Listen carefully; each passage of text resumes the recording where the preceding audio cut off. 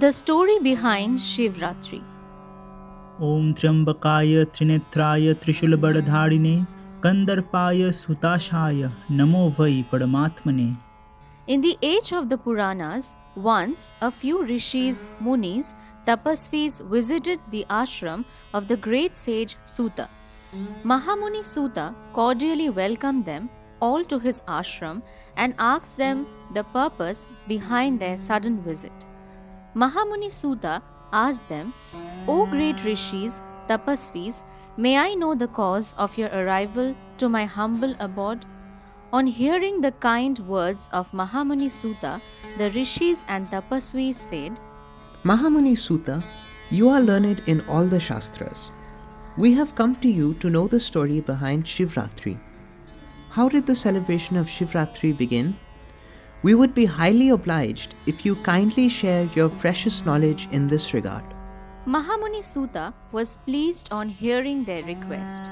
He asked all the rishis and tapasvis to take their seats and said, It is my great fortune that all of you have come to me to know about the story of Shivratri, to know about the great Devadidev Mahadev Shiva, who is the basis of all creation and destruction, who is worshipped by all living creatures. I will surely tell you the story behind Shivratri. Shivratri is said to be the greatest of all spiritual occasions, and by piously observing the rituals of Shivratri, one is absolved of all sins. In the Treta Yuga, there lived a hunter by the name Bhilla. He was a very cruel, impatient, and short-tempered person. His only job was to hunt deer and sell their meat. And sometimes he even used to hunt without any reason. As a result, he had accumulated a lot of sins in his life. Once, the family members of the hunter informed him that there was no food left in the house, and he must go and hunt some animal, only then will they all get to eat. Hearing this, the hunter went to the forest with his bow and arrow. He roamed around the entire forest the whole day, but couldn't find a single animal to kill. Tired and dejected, the hunter reached a pond in the middle of the forest. On seeing the water body, the hunter thought to himself, I should wait near this pond, because when the sun will set, all animals will come here to drink water, and then I will easily hunt them.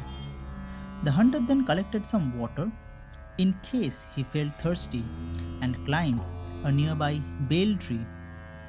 Slowly time passed by, and it was the first quarter, Pratham Prahar, of the night when the hunter suddenly saw a deer approaching the pond. As the hunter began to take aim, his body shook and some bay leaves and some water from his sack fell on a Shivalinga just below the tree. Ashutosh Mahadev Shiva was pleased and accepted the offering of bay leaves and water from the hunter. And as Mahadev was content by the inadvertent offering of the hunter was absolved of all his sins. The deer saw the tree shake and spotted the hunter taking aim and thought, Today my death is certain at the hands of this hunter. But just before the hunter could let loose the arrow, the deer cried out loudly in a human voice, O hunter, why are you going to kill me? The hunter was absolutely astonished to hear the deer speak. The hunter replied, My family is starving back at home. I will kill you, and then my family can satisfy their hunger with your meat. The deer was extremely happy on hearing the words of the hunter and said, This is such an honor that my meat will be of use to some humans. I couldn't be any happier, but O hunter, please give me some time. I will drink some water, go back to meet my family, and then will come back to you. I have my husband, sister, and 2 children back at home. I need to see them once, and then I'll come back to you, after which do kill me and feed your family. The hunter laughed out loud and said, If I let you go, you will never come back here again. The deer sternly replied, The mountains, rivers, gods are the embodiments of truth and relentlessly fulfill their duties. I too will do so.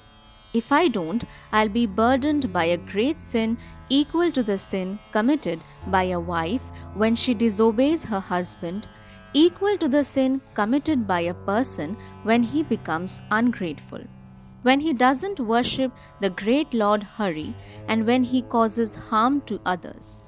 I will be burdened by all these sins then. On listening to the words of the deer, the hunter was assured that the deer will come back to him as promised. The hunter then said to the deer, "Okay, you can go meet your family, but you must come back to me then." The deer was delighted and thanked the huntsman and left to meet her family. In this way, the Pratham Prahar, first quarter of the night, passed. On letting the deer go, the hunter was freed from hatred and malice in his heart. The cruel hunter, who had come to kill a deer in order to feed his family, surprisingly forgot his cruel, violent nature and so easily allowed the deer to take leave. Such is the significance of Shiv Puja in Shivratri. In the Pratham Prahar or first quarter of the night, if a person, be it willingly or inadvertently, offers water and belpatra, bale leaves, to Shiva, then the person is freed from anger, jealousy, malice, and the person can then worship Shiva in a calm, pure, enlightened mind. In this way, if any person worships Shiva in the first quarter of the night of Shivratri, then the person will surely be benefited. The first quarter of the night was now over, and the hunter still waited atop the bale tree after the deer left. After some time, the sister of the deer came to the pond in her search. The hunter shook in joy as he saw the deer coming, and again the tree shook, and some bale leaves fell on the shivling below, and some water from the hunter's pouch fell on the shivling. In this way, the Shiv Puja in the second Prahar, quarter of the night, was completed unknowingly. The deer now noticed the hunter taking aim at her and knew her death was certain. She cried out loudly, "O hunter, why do you want to kill me?" The hunter told the deer about the state of his family and how her meat will appease their hunger. On hearing the words of the hunter, the deer was delighted, but asked the hunter for some time, as she had to visit her family once, after which she will surely come back to the hunter. But the hunter was not pleased. He said, "If I let you go, you will not come back." Another deer had said the same thing and left, and she did not come back again. "No, I will not let you go." The deer then said, "Believe me, O hunter, I'll come back to you. I swear on it. If I don't come back, then I'll bear the burden of sin, equaling the sin caused by a husband who leaves his devoted wife and is attracted to other women, the sin of a person who talks ill of Lord Shiva while being a devotee of Vishnu, and the sin caused by a person who does not offer memorial services to parents. O hunter, if I don't keep my word, I will be burdened by all these sins." On hearing the words of the deer, the hunter let the deer go. In this way, the second Prahar or the second quarter of the night passed. After some time, a stout deer was seen approaching the pond. He was the husband of the first deer and was in search of his wife and sister-in-law. On seeing the stout and healthy deer approaching the pond, the hunter set his arrow and took aim, determined to kill the deer this time. But as the hunter moved to set his arrow, the branch shook and some bale leaves and water fell on the shivling below, and so unknowingly the hunter offered puja to Lord Shiva in the third prahar of the night. The deer now noticed the hunter sitting atop the tree and said, "O hunter, I know you are going to kill me and that my death is now certain. But do tell me, why?" The hunter told the deer how his family had no food way back at home, and by killing a deer, he intended to satiate the hunger. This deer too was delighted on hearing the hunter's story and was happy knowing his meat would fulfill the hunger of humans. But he asked for some time from the hunter to meet his family once. The hunter was not willing to let the deer go this time, as he was sure that the deer, like the other two before him, would not come back. The deer then said, "O hunter, a person who doesn't live up to his words is a liar, and a liar is a great sinner. If I don't live up to my words, I will bear the sin of a person who copulates in the evening, the sin of not fasting on Shivratri, the sin of person who bears false witness, the sin of stealing others' wealth, the sin caused by a Brahman who doesn't worship in the evening, the sin of taking what doesn't belong to you. O hunter, if I don't come back, I will bear all these sins. Believe me, I will come back." And so the hunter let this deer go. Back at the house of the deer, one by one, all the 3 deers arrived and shared their stories. The first deer said, "I must be the one to go to the hunter, as I was the first to give my word." She turned towards her sister and said, "Take care of my children in my absence." Her sister said, "I will take care of your children, but I have no experience of taking care of young ones, so you should be the one to stay for the sake of your children, and instead I will go back to the hunter." The third deer, who was the head of the family, then said, "Listen, I have no experience of taking care of children, and the children cannot stay without their mother. So, I should be the one to go." The whole family was engulfed in grief, and it was impossible for them to decide who should go back to the hunter. So they decided that all these 3 of them will go back to the hunter, keeping the children in the custody of their neighbors. The 3 deer again made their way back to the pond, where the hunter was anxiously waiting for his kill. On seeing 3 deer coming back to him, he couldn't believe his eyes. His delight had no bounds. Shaking with delight, the hunter prepared his weapon of kill, and as he did so, the tree shook, and again a few bay leaves and some water fell on the shivling below. In this way, the hunter unknowingly offered puja in all the 4 prahars of Shivratri, and in an instant, all his sins were washed away, and he received the blessings of Lord Shiva.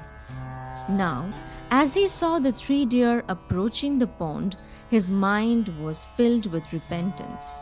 He thought to himself, "I have committed such heinous sins my whole life. And on the other hand, these simple animals are filled with self-sacrifice and kindness. All my life I have thought only about myself without caring for anyone else. Shame on me. I'll not kill animals anymore." The hunter asked the 3 deer to return back to their home and began to repent for his sins. At that point in time, the hunter's mind was free from malice. Suddenly, Lord Shiva emerged from the shivling and appeared in front of him. Lord Shiva said to the hunter, "I am pleased by your puja. You have stayed awake in the 4 prahar of the night and worshipped me with water and bay leaves. I am pleased by your offerings, and I will grant you whatever boon you may wish for." The hunter said, "O dear Lord, on receiving your darshan, on seeing you standing in front of me, all my desires have been fulfilled. I have nothing more to ask for." Lord Shiva smiled on hearing the words of the hunter and said, "Bhilla, you are now free from malice and all the lowly qualities of the mind. You have transcended to a divine state. You are now a pure and enlightened human being. You have all my blessings. From now on, you will be known as Guha. You will be the lord of the state, and your family will prosper for generations to come. One day, Lord Rama, the son of Dashrath, will come to you. Worship him with utmost devotion, and you will receive indescribable blessings." This is the tale of Guha, the friend of Lord Rama.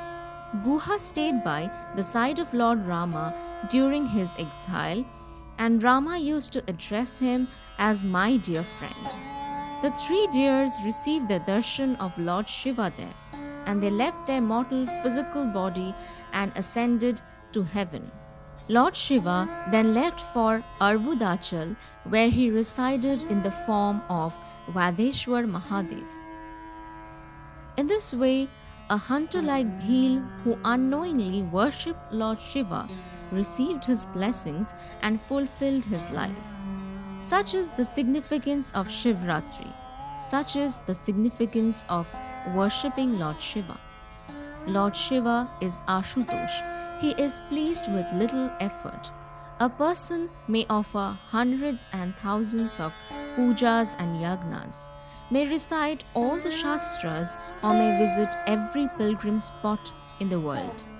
But by piously worshipping Lord Shiva on Shivratri, he receives much more blessings of Lord Shiva, such is the significance of Shiva Puja on Shivratri. Embark on a spiritual journey with the books written by Shivakalpa Mahayogi Sri Sri Dadaji Maharaj, available in both Bengali and Hindi. Order your copy today at amazon.in and flipkart.com. Visit www.dadajimaharaj.com for more details.